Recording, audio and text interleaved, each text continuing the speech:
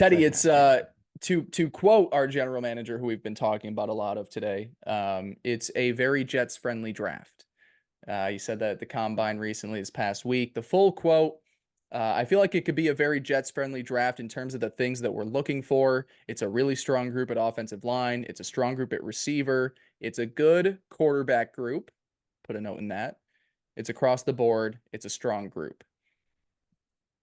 That's a big kind of little subtle drop in there. And I think that's where I want us to kick things off because we know that the Jets probably will use their first round pick on an offensive lineman unless they go crazy in free agency and then feel the need to go and grab a wide receiver.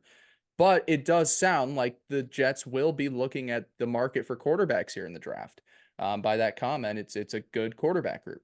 So first question, how early or at what point, if at all, would you expect the Jets to go after the quarterback in this draft? Because there's no second round pick at the moment. There is a situation if you have the 10th pick and you trade back, maybe you can recoup an early, a mid-round second pick. You can make other deals in there to find more picks in there.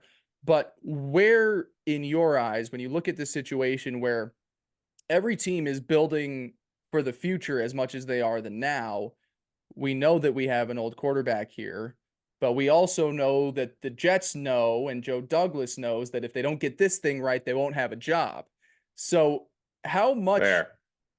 when do you expect them to, not when would you want them to, when would you expect them to start looking at quarterback options for this draft class? Because it's a different conversation than when we would rather them start to Yeah. look. Yeah, that's actually a super good point. I probably haven't put enough thought into that when I think of this because you're exactly right. Like, it's not like they're going to take a guy at 10 and be like, yeah, well, we're going to put him behind Rodgers in 2 years because they don't know if they have that long. Yep. I'm happy we're talking about this, and this is like one of the more intriguing questions to me. Um, just because it's like we have Aaron Rodgers, right? Who's this great quarterback who hopefully will be here longer than just next year. Yeah. But obviously we'll have to see. There's all the talk about, potentially like we want to sign a solid backup. Like, unfortunately, really wherever we draft a guy, no one's going to be happy going into the year with that rookie as our backup quarterback. You know what I No mean? Like chance. that, Yeah. that's the opposite after what happened last year of what we would want to see. So right there, like they're not going to take a quarterback at 10, obviously. Um, that that had crossed my mind at earlier points in the season, and maybe just not getting to see Aaron Rodgers play at all last year, I'm just a little pessimistic. But like that thought of like, what if you could just snag one of these guys, and they ended up really working out. But that's not going to happen. So then, like you said, no second round pick. So you immediately go to the third round. Do you expect a Joe Douglas who doesn't know if he's going to have a job next year to use his second highest draft pick, on a quarterback for the future? Basically saying, this guy's not even going to touch the field until 3 years from now. Like, I wouldn't think so. Do you? Like that seems too early to me. Um, and what I think is unfortunate is once you get into that fourth, fifth, I mean, even the third round, but especially once you get into that, day three picks, you're picking a quarterback like that Chad Morgan opportunity. And granted, I think he was a fourth round pick, but that idea of just like kind of wasting a pick on a guy that you're going to have be your third string or fourth string quarterback for a few years and then cut, like that doesn't make me feel good either, right? Yeah. So I guess where do I think they will go? I mean, I'm definitely looking at day three. I'm probably thinking around 5, 6, or 7, um, just because of exactly what you said. But I don't think it's the worst idea. Like if they were to take a guy in the third round that they really believed in from a team building perspective, I don't think that would be that insane. Um, but I just don't really see that happening, I guess. I don't know. Mm-hmm. Well, first off, how dare you mix up? Because I wasn't a Jets fan at the time. Don't you dare mix up James Morgan's name and call him Chad. It's James Morgan. Don't Oh, get my that bad, mixed my up. bad. Legend from, There had to be a Chad in was there it somewhere. Florida Atlantic? Was it James Morgan FAU kid? I I don't don't know where know. he was. I think that was, Why did I but think Chad? James Morgan. Mm, James But Morgan, but excuse me, second and I off, but you're appreciate that. right. It is a weird situation to be in where to me, I could only see Joe Douglas and and Robert Saleh like aligning on taking a quarterback, if Woody Johnson tells them they need to go and get somebody early rounds. Like if it's a third round, to Yeah, me that's like an owner's decision. Like we got to start taking shots on other guys and find multiple backup plans for Aaron Rodgers here. sure. Um, because look, it's a Then special draft. immediately comes one of those catch-22s, those of like, all right, well, we'll draft this guy to keep our jobs so that Woody likes us, and then we'll lose our jobs because of it, maybe. You Because we know what I wasted mean? a third Like, round pick on a so quarterback when we needed, right. multiple offensive And linemen, that's receivers, and that's what I think defenders. the big point here, right, is that, despite all the pessimism, despite, I don't know how good we're going to be next year, we still got Nathaniel Hackett as our offense coordinator. We are hoping to get to see Aaron Rodgers, but it just, feels like we'll never get what we want. Um, the Jets have to be a team that is at least trying to compete next year, right? Because we've said it 100 times this podcast. These guys are going to be gone next year if they don't succeed next. Like they'll be gone in 2 years if they don't succeed next year.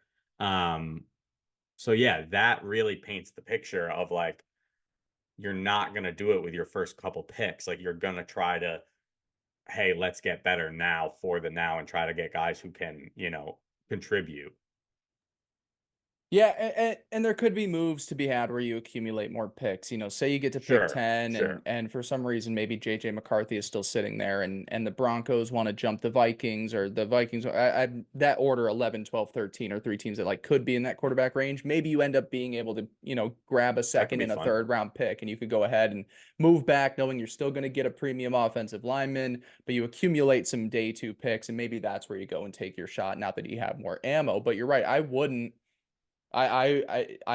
when you need edge defenders, when you need wide receivers and offensive linemen, and this is a class that has value, especially at offensive linemen and wide receivers in day 1, in day 2, in day 3, it's a risky move to then go and spend a higher pick on a quarterback. I will say, shameless plug, I knew I was going to do it at some point. If you are listening to this show and you have not signed up yet for the Spring Blake NFL Draft newsletter, make sure you go ahead and do that. I am putting out 3 emails a week, kind of a mailing list of, it's going to end up being around a top 150, top 200 prospects, which is really exciting. Player evals, big boards, mock drafts, positional breakdowns, player comps, grades. So make sure to get to all of that. Best way to find is to just go to my Twitter at Spring Blake with 4 A's in there. My pinned tweet will have a link to sign up in the mailing list. But reason that I'm bringing this up now is the first one Well, went real out. quick, that shit rules. Go do Thank that. you. Thank you. I Easy, appreciate it. digestible way to understand the draft and get a quick overview of prospects helps me out a ton because Blake does a hell of a lot more research than I do as our resident draft guy. That is very nice of So you. fuck yeah, I go do I that. appreciate Yeah, that. And being so, the first one that I put out was on my top 10 quarterbacks. And look, it's a special quarterback draft. It's rare that you get 4 to 5 guys that truly, for one reason or another should go in the first round. There are some guys that I think, maybe I'm not as high on as the consensus, and some that I'm probably higher on than the rest. But when you're looking at those day 2 or day 3 type quarterbacks, there's a fun couple of guys that you could just go and throw a dart on. My issue becomes, do I trust if you're taking a guy day 3 and he's more of like a developmental project, do I trust this offensive coaching staff to develop a quarterback prospect like that? Like, say round 4 comes around not and at the the Jets moment. bring in Spencer Rattler, who at one point was a former 5-star recruit, has a lot of great athletic tools, seems to have matured throughout college. Say he comes in and he's the QB3 next year behind like a Jacoby Brissett and Aaron Rodgers. I may like the 2 quarterbacks above him, but do I think that Nathaniel Hackett and Todd Downing are going to be good for his development?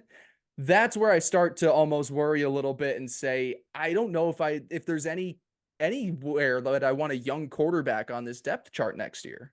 Watch this. Watch this. You ready? You Yeah, ready? let's hear it.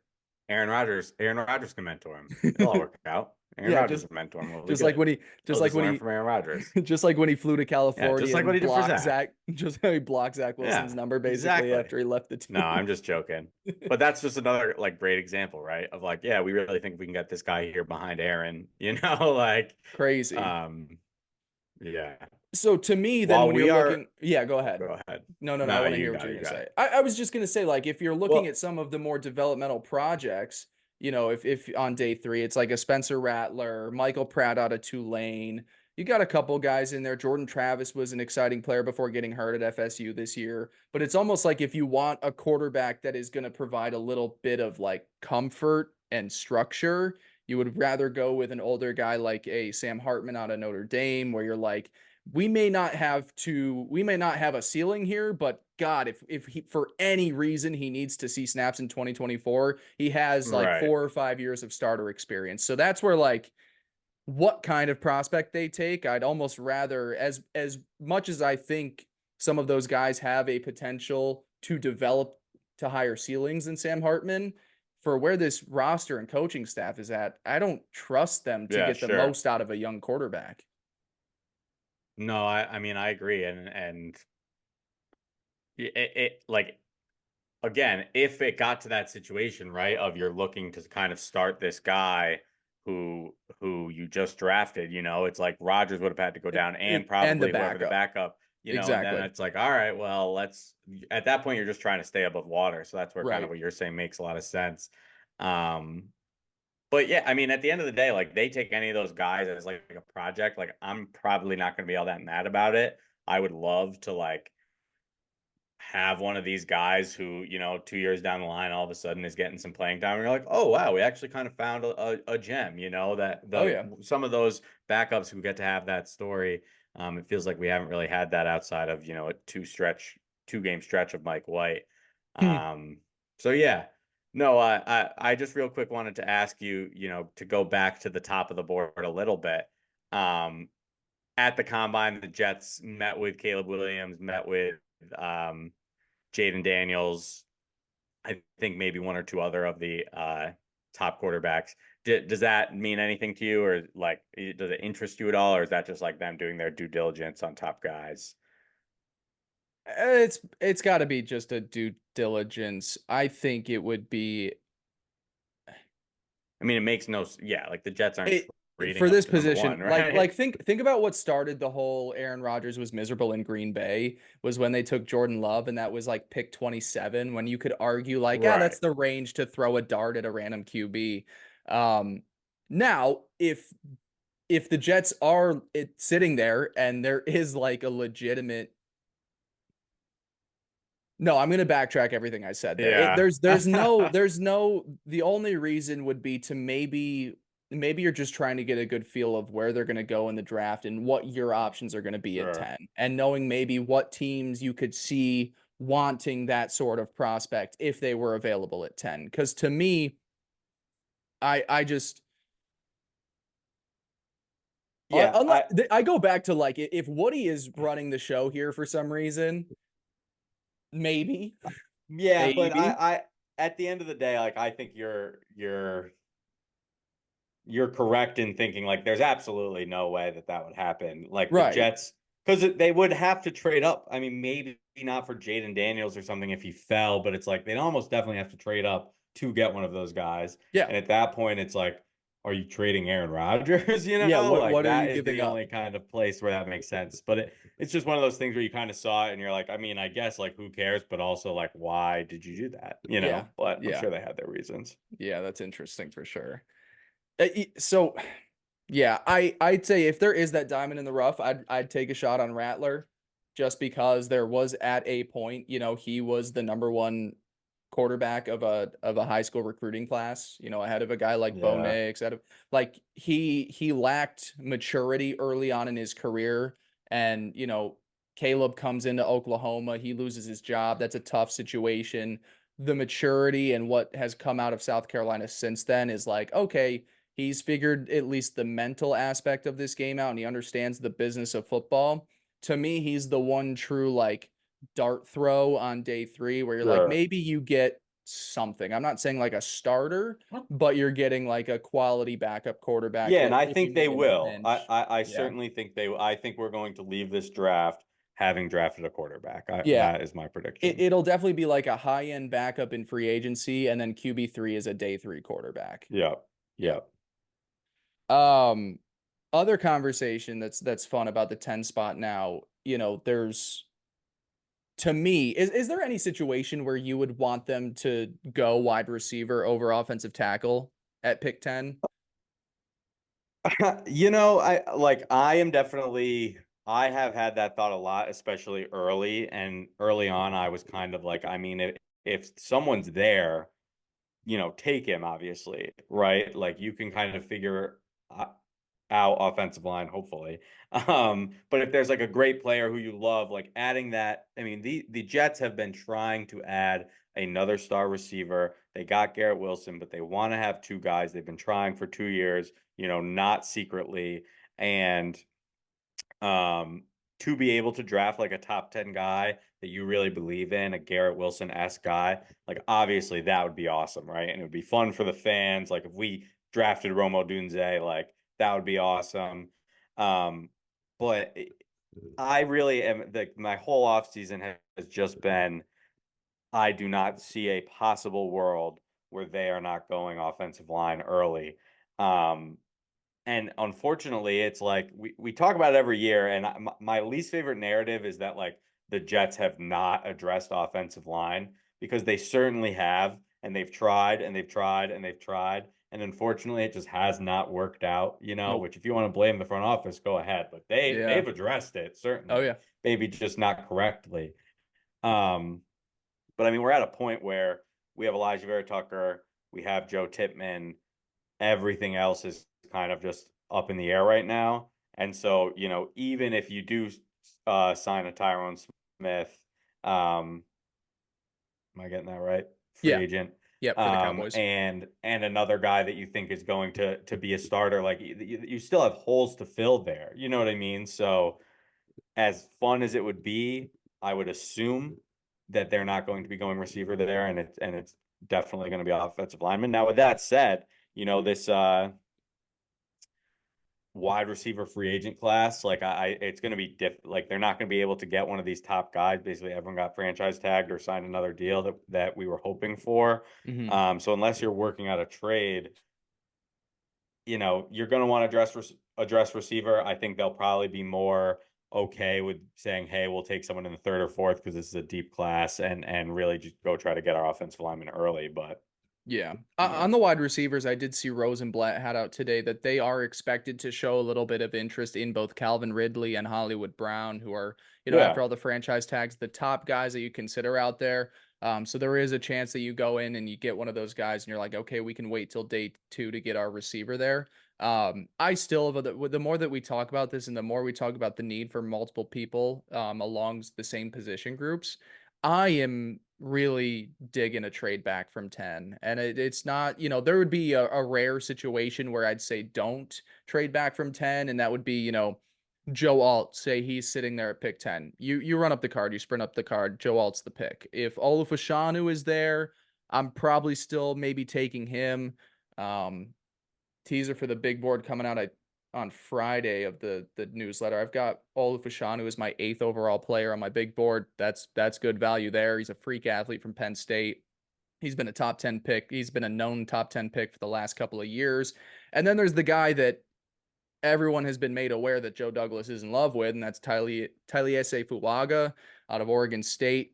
I have him as 10th on my big board, so that's right, perfect value for him too. So if those three guys are there, I'm not going to complain them taking one of those guys, but even if you trade back, like I said, with Denver or Minnesota, and you move back a few spots to pick up a second round pick, there is still a chance that Fuaga is sitting there. There is a chance that Troy Futanu, the offensive lineman from Washington, he is a guy that is rising up boards right now and is resembling of both Rashawn Slater in Los Angeles and Elijah Vera Tucker the last few years, where you're like, he can be good at any position. He can play along the offensive line, and you're not going to have problems with him. He could be a guard, he could be a tackle.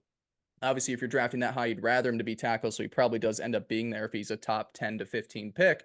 But that's another guy that is just like skyrocketing up boards. So, there is a situation where you trade back, you're still able to get one of the top 3 to 4 tackles, and then, oh, we just picked up a second round pick where now we can go and add an explosive wide receiver early on day two.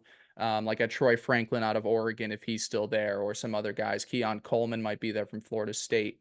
There are ways that you can get creative, but you have to feel very confident, at least, that you are going to get one of the top 3 to 4 tackles in the top 15. Because to me, that's the only situation where a trade back Sure. makes sense to me.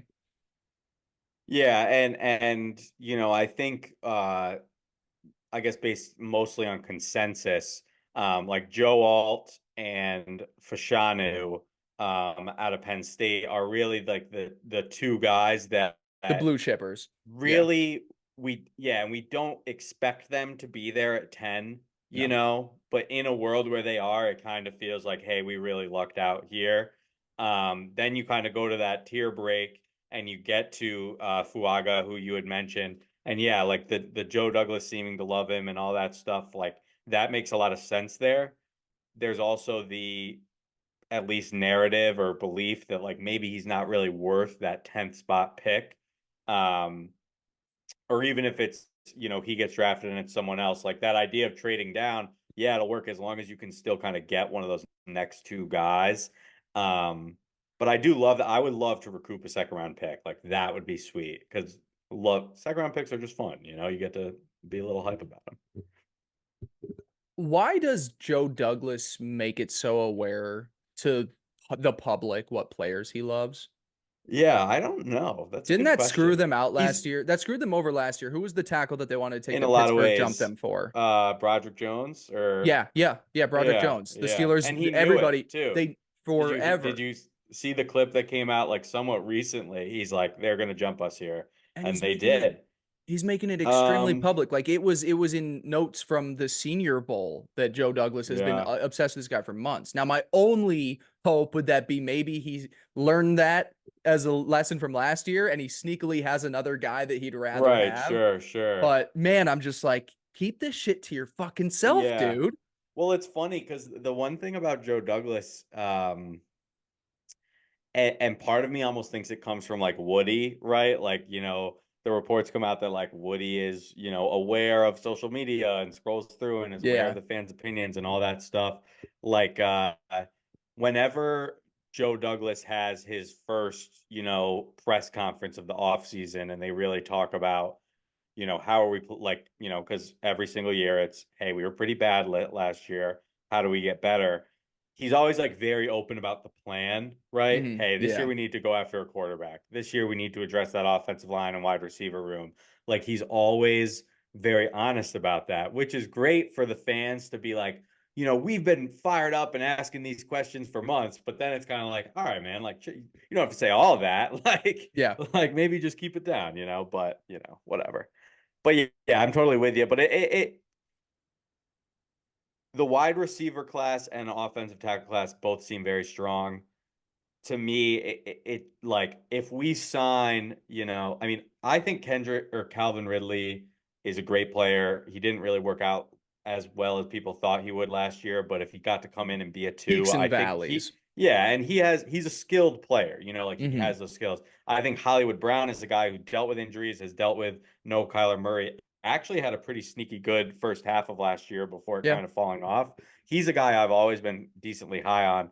Like if you're able to get those guys, especially then, like I don't think you need to go after it. But even if it's like, all right, like we're gonna go into next year with Garrett Wilson and Kendrick Bourne, and it's like, yeah, sure, that sucks, but you still have Garrett Wilson. Like we need offensive linemen so badly. It's really hard for me unless they love a guy who falls and they don't expect it.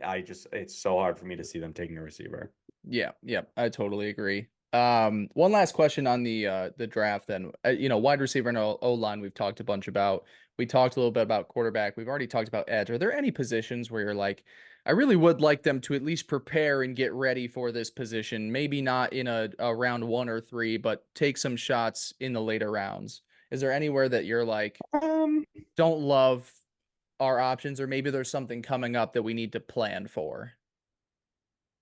Yeah, it's a good question. I don't know. I think there's a lot of spots on the roster where like it's going to depend on free agency. Obviously, like Yeah. defensive tackle is one that comes to mind. Yep. Edge is one that comes to mind as we talked. Like we could still benefit from adding talent there, of course. Definitely. Linebackers for when CJ Mosley moves on, inevitably, it's going to happen one of these years, right? Yep. Like a safety. Feel pretty good about our cornerbacks right now, but DJ Reed's not going to be here forever, So to me, it's like the from that perspective, outside of O-line and wide receiver, like it's kind of just wide open.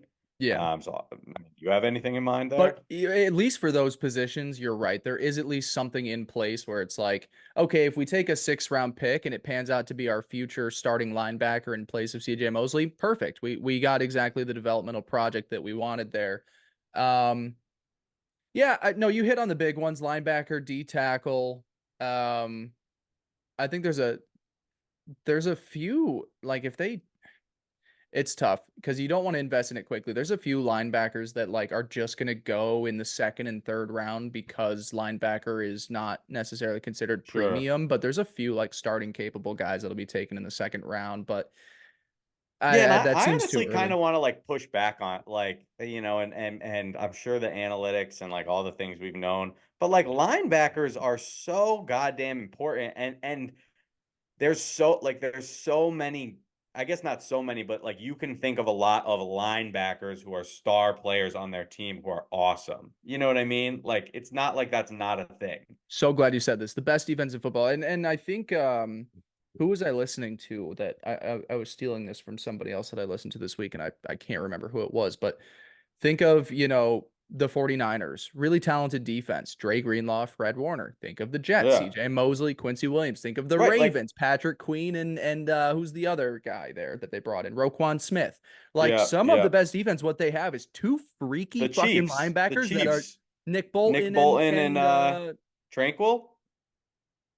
Am I getting that confused? yes, Drew yep. Tranquil? Yep, Drew Yeah, Tranquil. yeah. Exactly. Like the best defenses have two freaky Like athlete linebackers that are just sideline to sideline.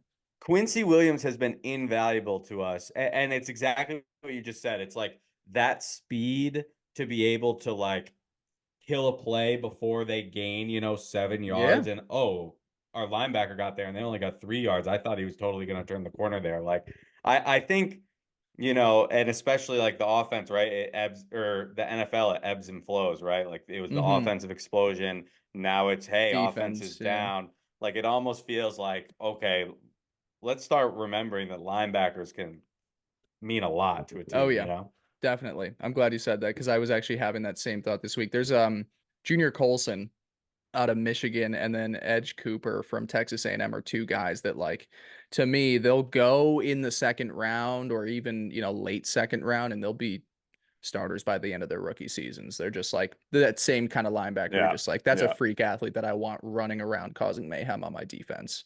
Only other one, and it's something that, could be like the 7th round pick or could be taken care of in free agency just as easily. RB2. I want a better second running back behind Brees. I think that now we're in a position where, and I know we drafted Izzy Abanikanda and he was on the roster toward the end of the season, but like I don't feel comfortable with the depth of that room right now. And we joke about former Packers. I could definitely see AJ Dillon coming in and being like the Yeah. physical, back to complement, not really that change of pace guy.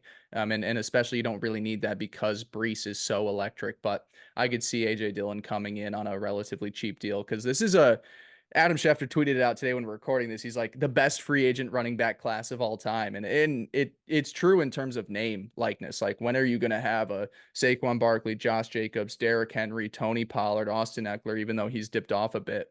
Like that class is going to dominate, but there's also some guys here in that second tier where you're like, okay, yeah, AJ Dillon maybe took a step back the last year or two, but he could still provide value in a rotational role.